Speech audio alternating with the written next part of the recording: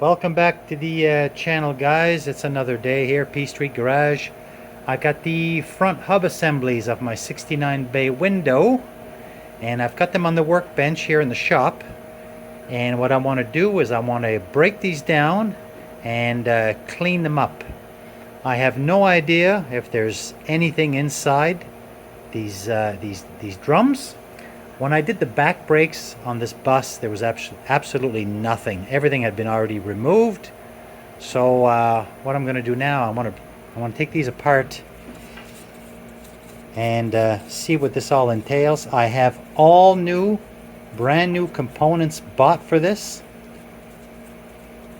I've got new shoes, new cylinders, new spring kits, new backer plates. So I pretty much have everything to completely rebuild these. But before I do any of that, I gotta strip these down, and I'm hoping the guts are still in there, so I've got something to go by for the rebuild. Okay, well, I've got this up in the vise, and I gave it a couple of wiggles, and it's starting to separate, so this is good. Now, I'm not sure if there's a little ring here with the bearing. I'm not sure if this outer bearing has to come out or not. I'm going to pull this out gently. I think this bearing and plate here will come out.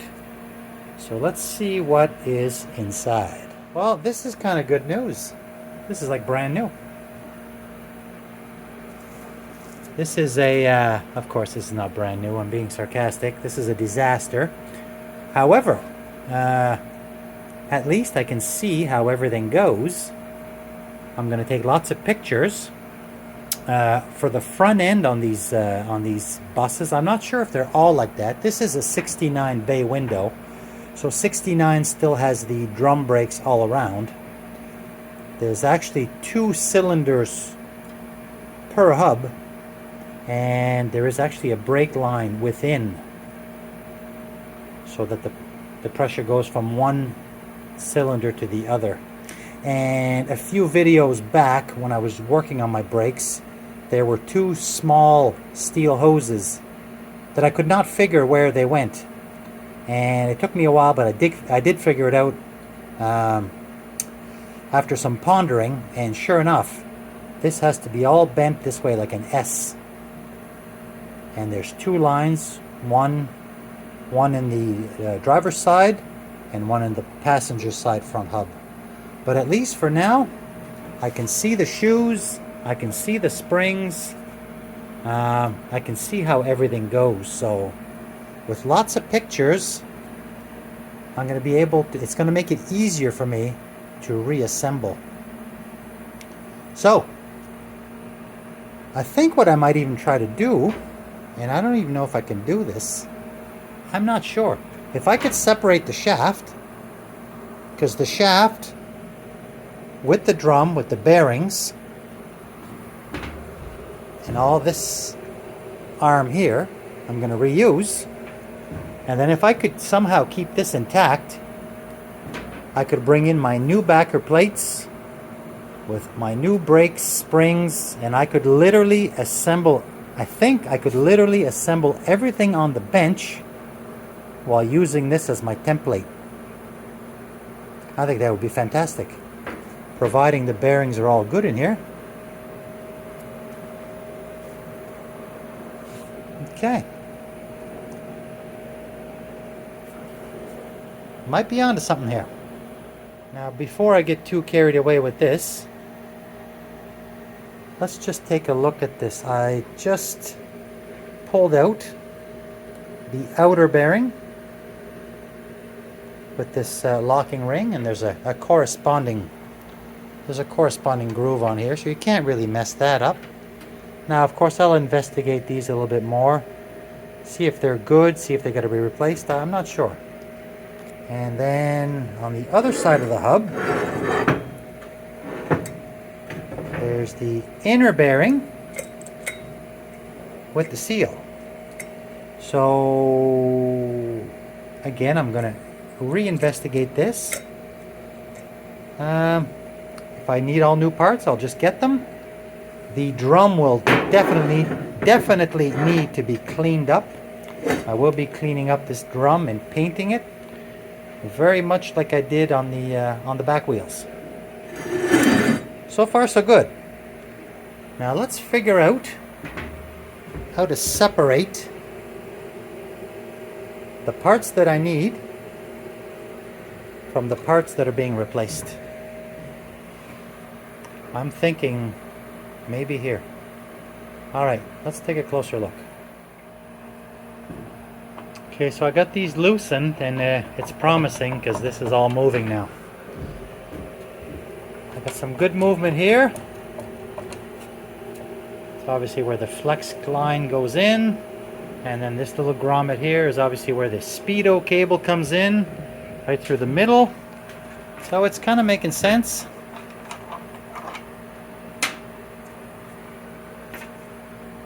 These actually don't look too bad.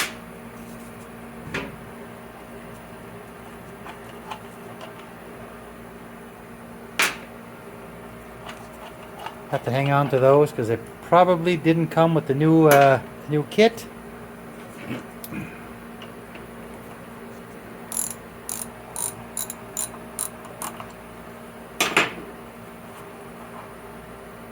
Okay. Now we're only working one-handed here, but what's happening? Okay. There we go. There we go. I was concerned with taking millions of pictures, but there's my setup.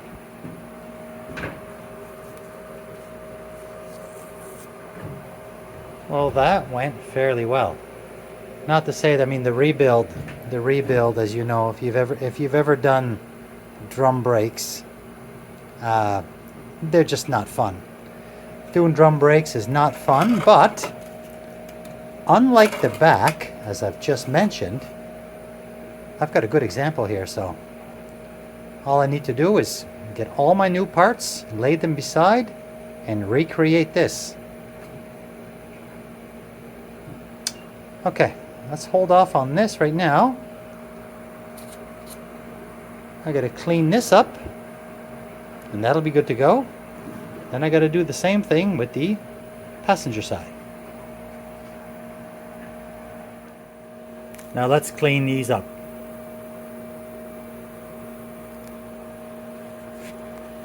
Okay, well, these front knuckles are looking pretty good. Got them all cleaned up.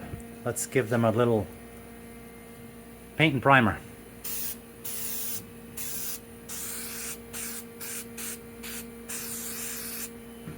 I should say primer and then paint.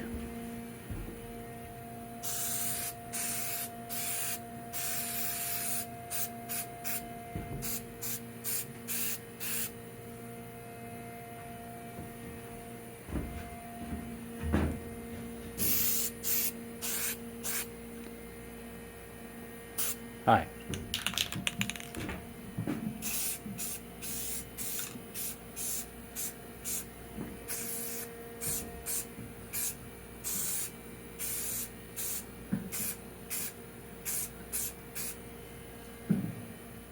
All right, let's clean these up.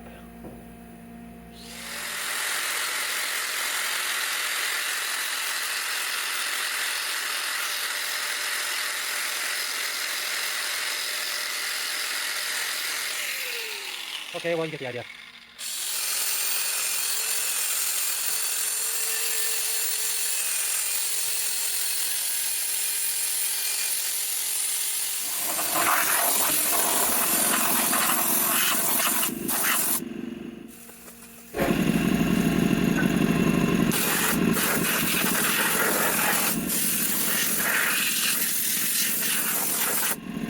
Okay. Quick clean, quick primer. Now let's give it a quick coat of black paint, and we'll set this aside.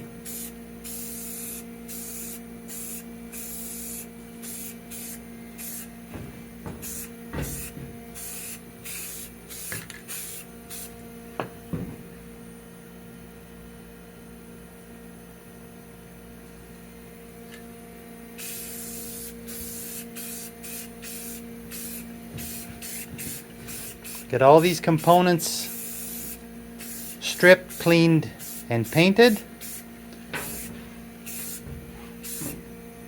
And once I'm done that, we're going to look at our brand new brake pieces, brake parts I should say, and we'll try to make them look like this, but all brand new component. Alright, enough of that. Alright, here's those two steering knuckles and the two front drum brakes all cleaned up and painted. Now let's take a look at our brand new parts and see if we can start rebuilding these front brakes. Okay, here's all our shiny new parts. So we've got some brand new backer plates. So this one is the driver's side, the left. So we got the backer plates, wheel cylinders, spring kit, the adjusters, bleeders, a couple of flex lines, and these are the two hard lines. They have to be formed into an S. And we got brand new shoes. So let's get started. Left side.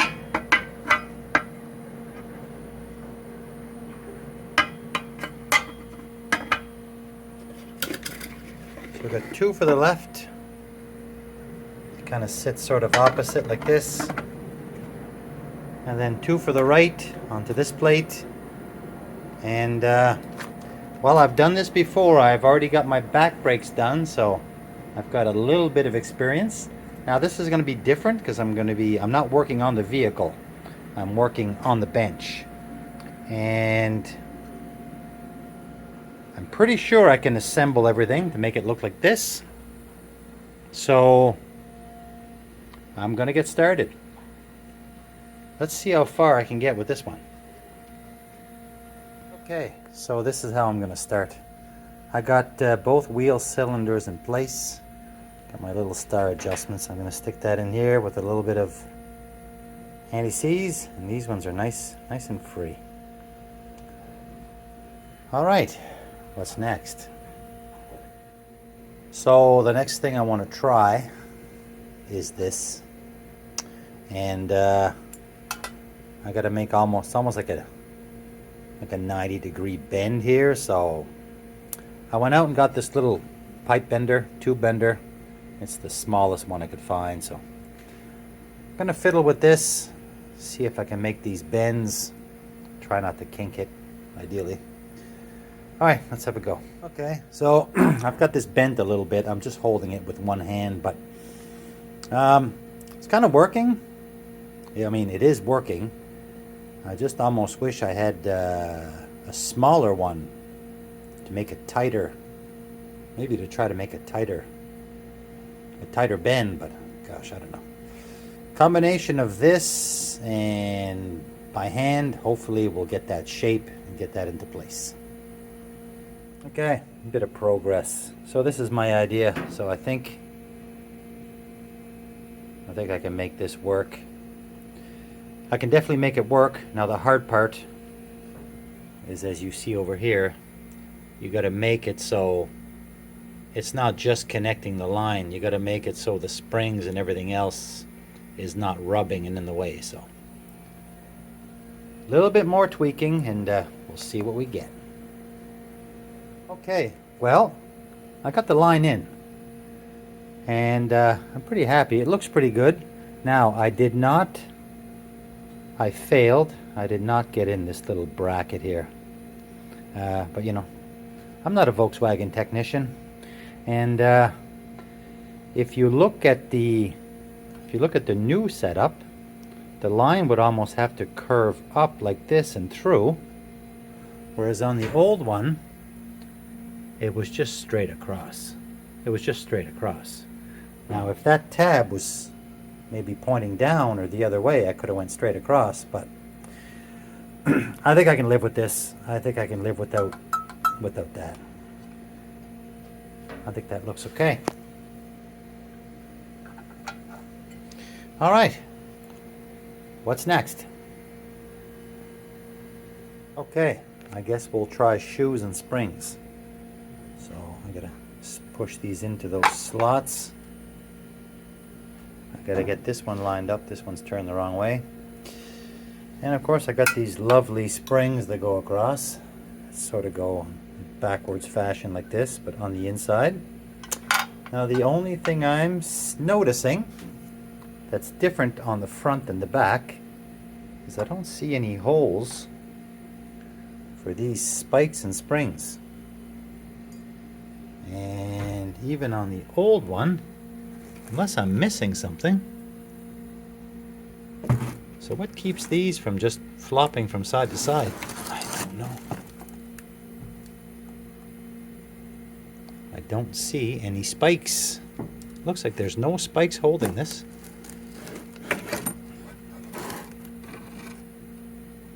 Springs? You'd think that these would just lift off, but interesting. Okay, well, let's try that then. Okay, well, I'm halfway on, and in my experience, and of course I could be 100% wrong, I think it's impossible to get these springs in after the fact. Maybe I'm wrong. I'm going to try to overcome the spring pressure. So it's easy. All you got to do is overcome the spring pressure, slide that slot into the groove, and put this piece into the adjuster slot. The problem is it's easier said than done. I'm going to try. If it doesn't work, I can try putting both halves in and then try doing the spring after. But I'm pretty sure when I did the back brakes, I'm pretty sure it was impossible to get these in underneath hooked. Anyway, let's try. Okay, so I tried brute force to put this on. I don't have the strength to spread those springs. So I came back with a wood clamp with the jaws on reverse, and I can spread that open. And I thought I was almost there, except with this not being fastened to the knuckle, as I force these down, it makes these pop right off the plate. That's why I've got it moved right off the plate now, just to sort of show how this is such a... So I'm going to go to plan C. Plan C, I'm going to use the knuckle. So I will fasten the plate to the knuckle, more like if everything was on the vehicle. And then I will try this again. Hopefully, once the cylinders are held down tight, then they won't be able to pop off the plate. So maybe that'll be a little bit easier. So let's go, plan C. Okay, here's everything installed on the plate, on the knuckle, in the vise. And I mean, it's not really, it's not rocket science at this point. I just got to push this that way and get this into this groove. Dang, the tension on those springs is just insanity. Insanity. So I'm going to try that. I'm going to try various things here. I might even try my wood clamp again. Then after that I'm going to see, and hopefully my little line is not too close. I might have to retweak these lines. That's drum brakes for you. They suck.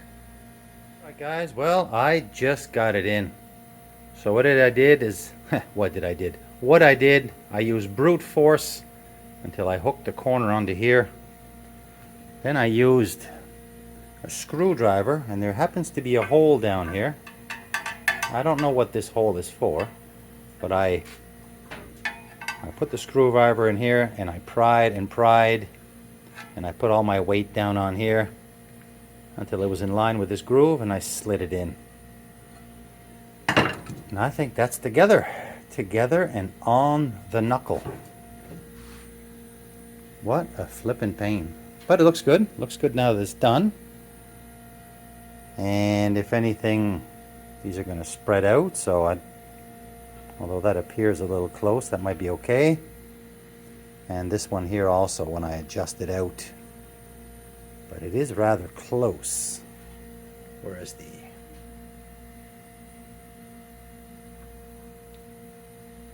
factory, okay, that's the bottom. I'm looking at the bottom. See, they were close too. I guess it kind of is what it is. All right.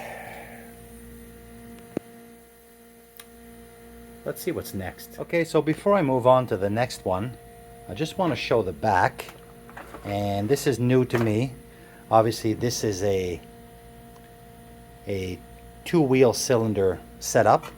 And when I took everything apart, I wasn't sure if it was correct or not.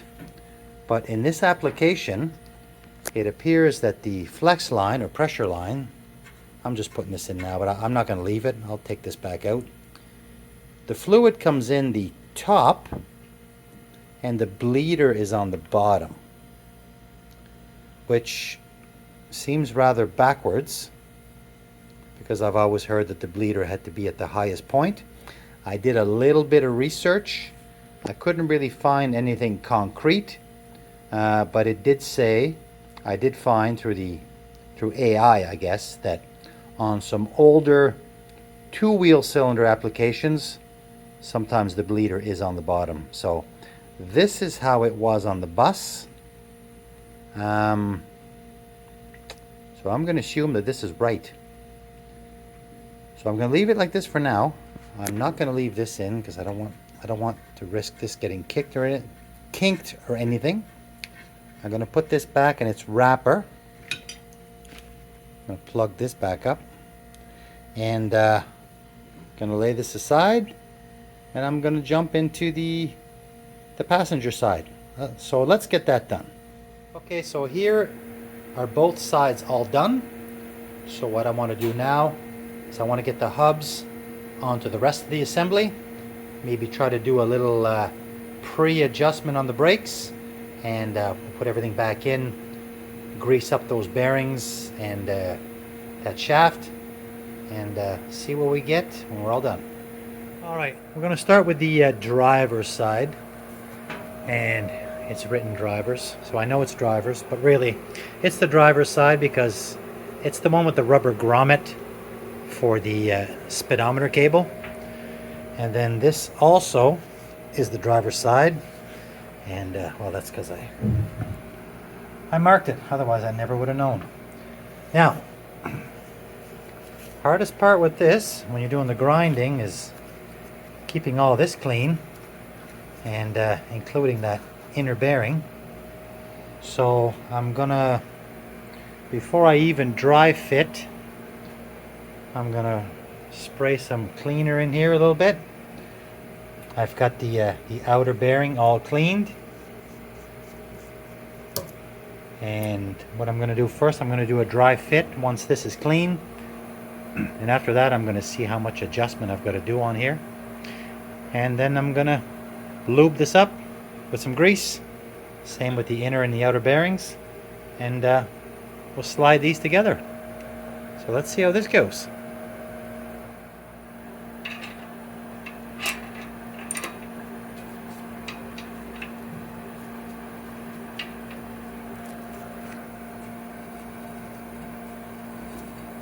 Okay, not bad. I think we want to adjust those shoes out so that there's a little bit of drag, but I think that's pretty good. Certainly better than it was. All right, let's do a little bit of adjustment on those. Okay, I've got my star adjusters out a little bit. I tried to do kind of the same distance on both sides, and it's almost like I can start to feel maybe a little bit of drag, but I'm not going to get carried away. I'm actually going to wait till I get the hydraulic lines hooked up and there's pressure here. This is obviously going to have to be adjusted once it's all back together on the bus and I'm actually doing the brakes. So I've lubed up the spindle here. I got some SKF grease. I got some grease in here on both sides, and you guys can tell me if I have too much or not enough. I'm going to stick this back on, and I'll cram this little bearing on here, and we'll wrap this one up. Okay, we got this in place. Now I'm going to slide the outer bearing. I got this all packed with grease. Push that in here.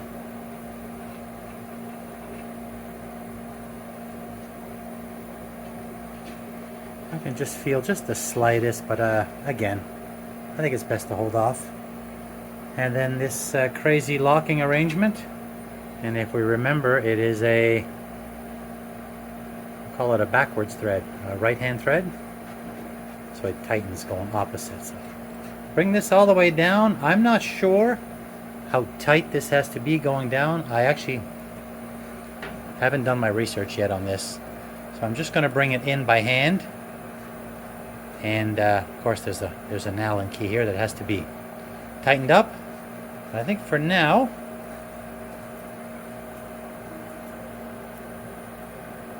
I'm just going to do this.